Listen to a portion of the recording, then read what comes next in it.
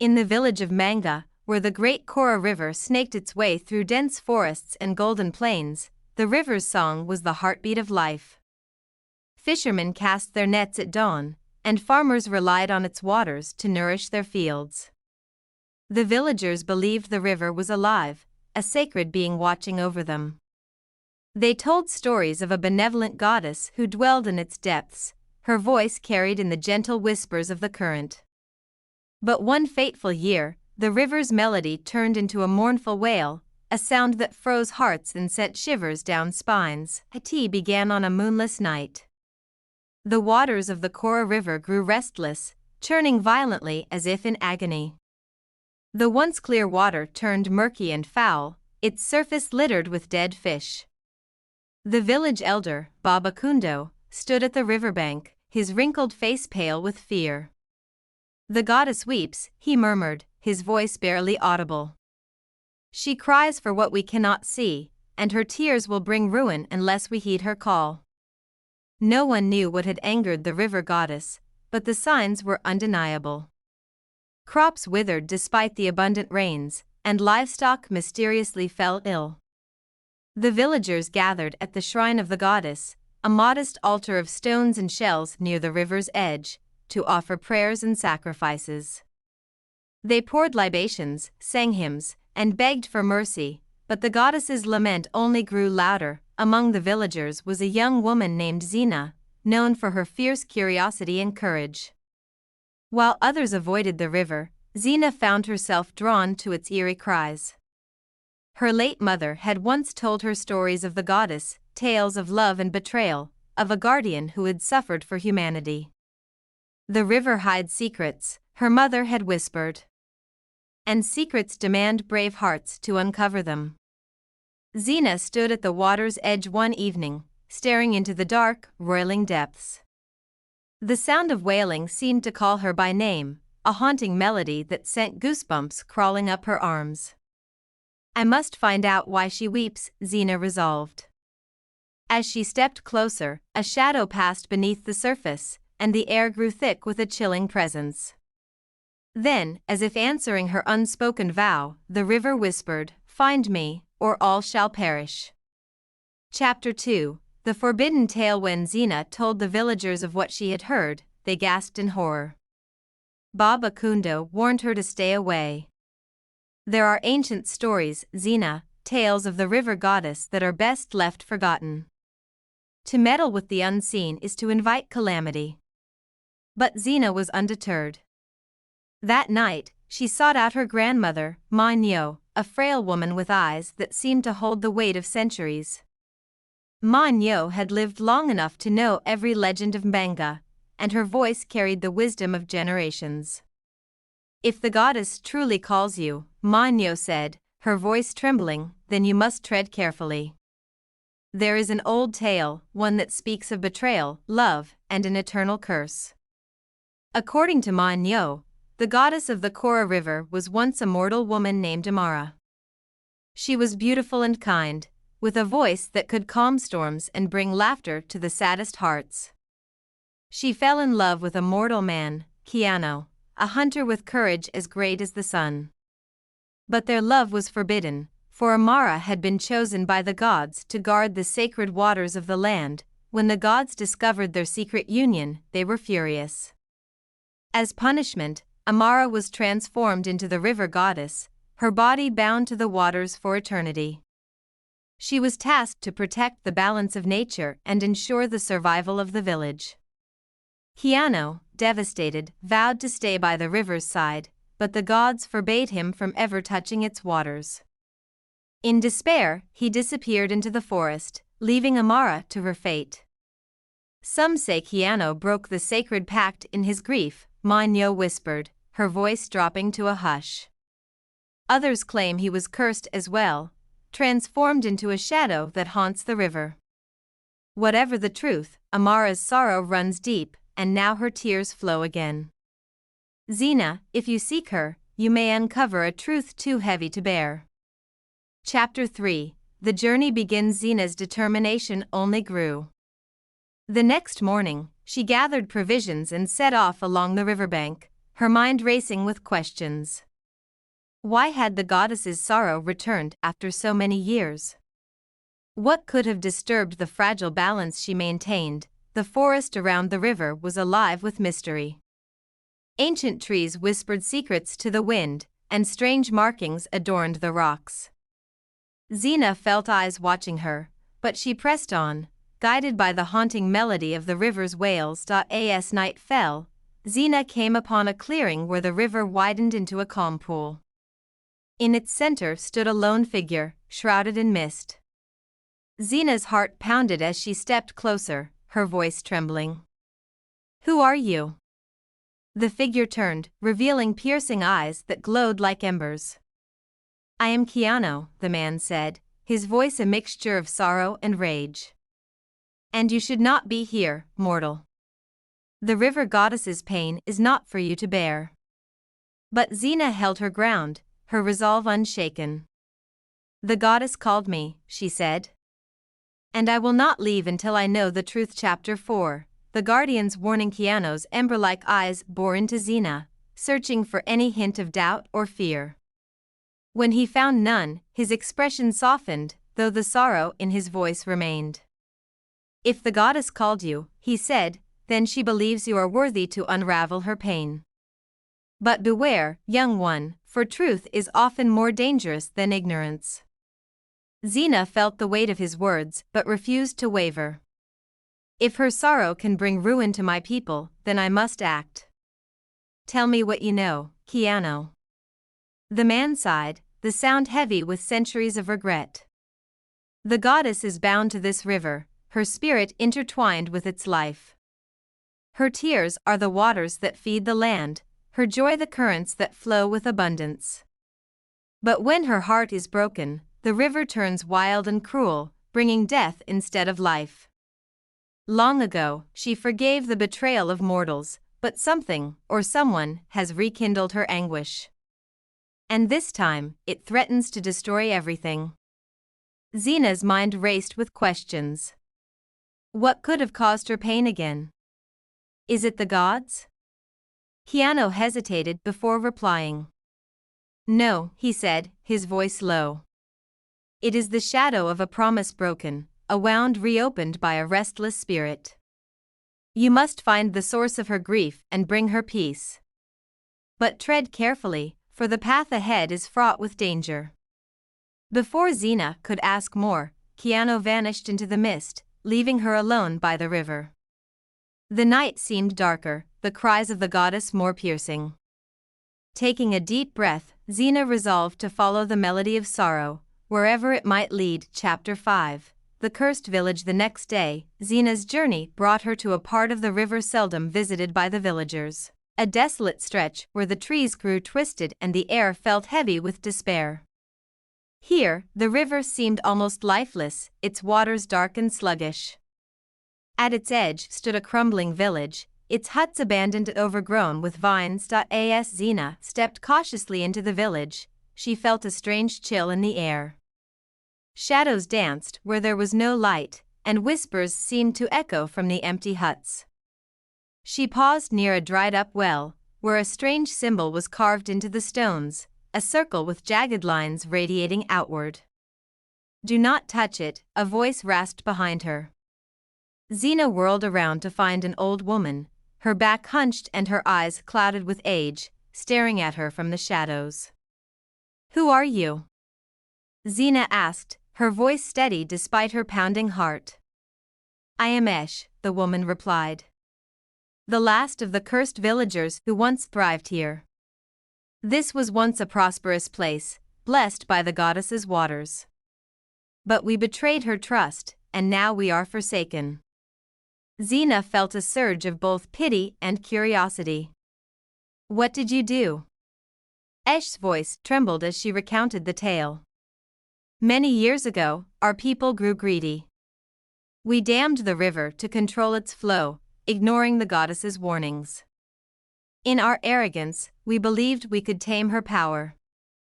The goddess wept for our betrayal, and her tears flooded our land, washing away all but a few. Those who survived were cursed to live as shadows, bound to this desolation.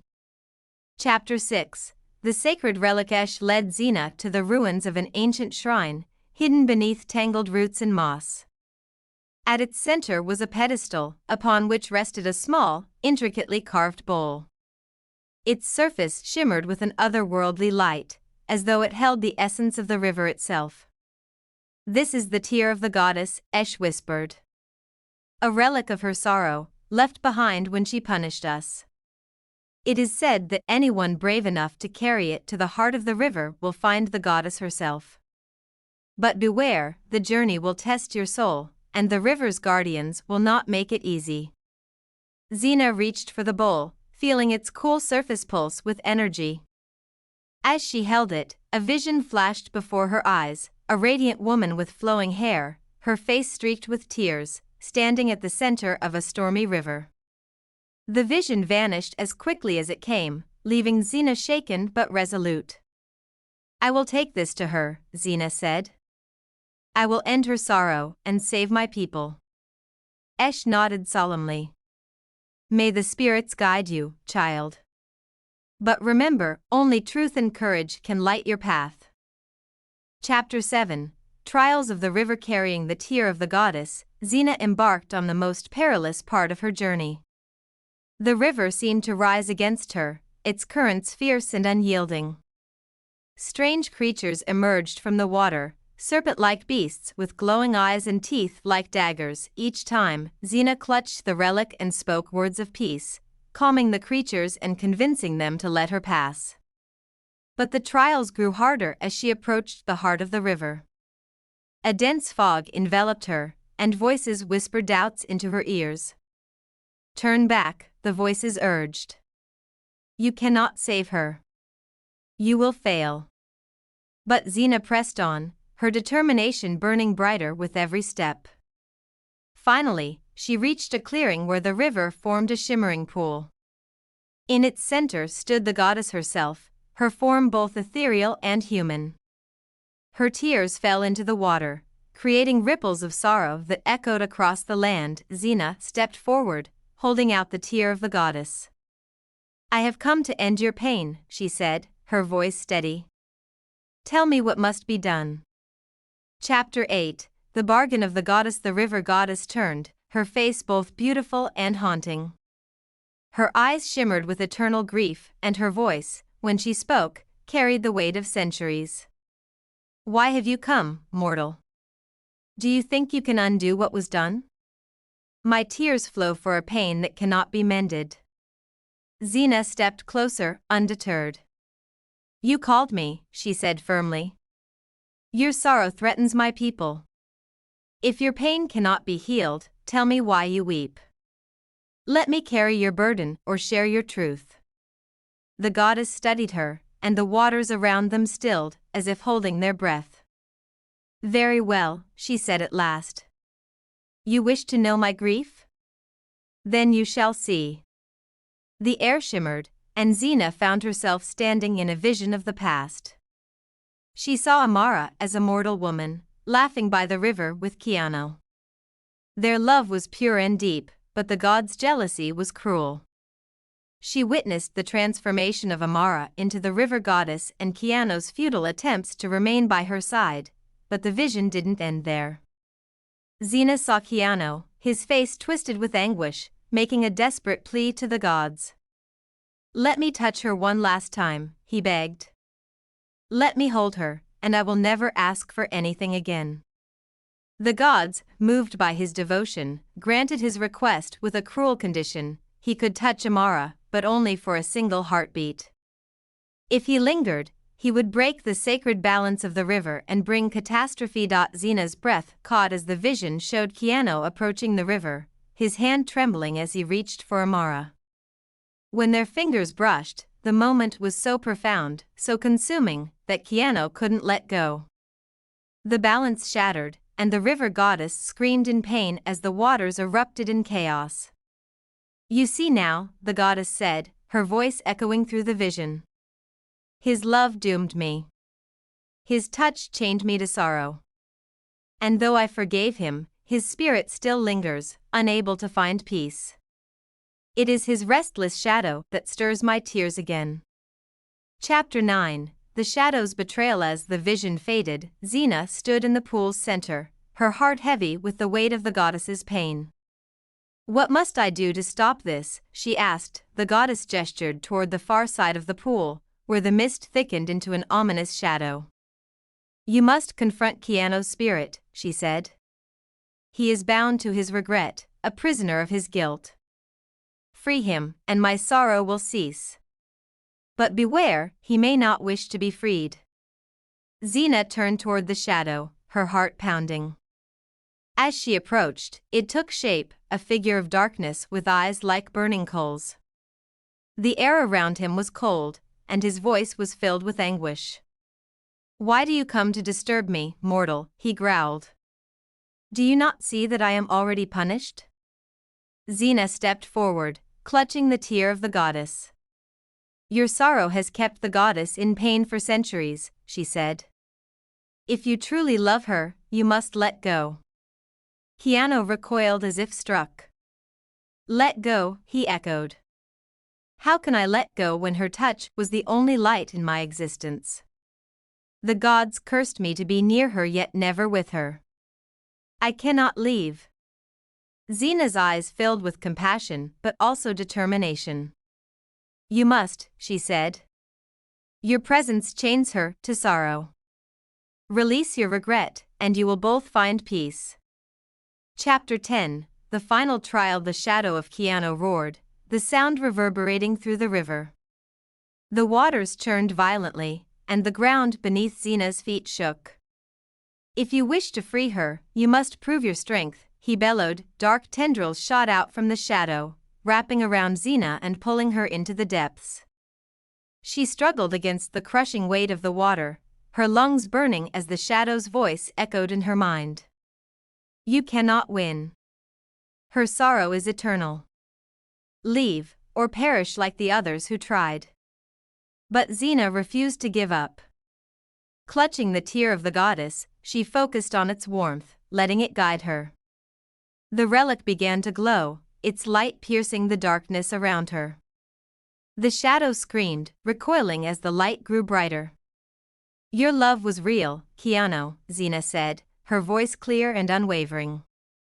"But holding on to your pain dishonors it. Let her go, and you can both be free." The shadow hesitated, its form flickering. For a moment, Xena thought she saw Keanu's true face, anguished but filled with longing. Slowly, the shadow began to dissolve, its edges softening as it whispered, "Amara, forgive me." Chapter 11. The goddess's blessing. As Keanu's spirit faded, the waters calmed, and the air grew warm.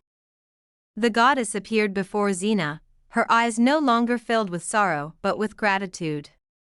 "You have done what no one else could," she said. "You have freed him, and with him, my pain." The tear of the goddess floated from Xena's hands, merging with the river in a burst of radiant light. The waters turned clear once more, their song a melody of peace and renewal. "You are brave and selfless, Xena," the goddess said. "As a reward, I grant your people the river's eternal blessing. Its waters will never again turn against you, and its bounty will sustain your land for generations." Xena bowed, her heart swelling with pride and relief. "Thank you, goddess. May your spirit always find peace."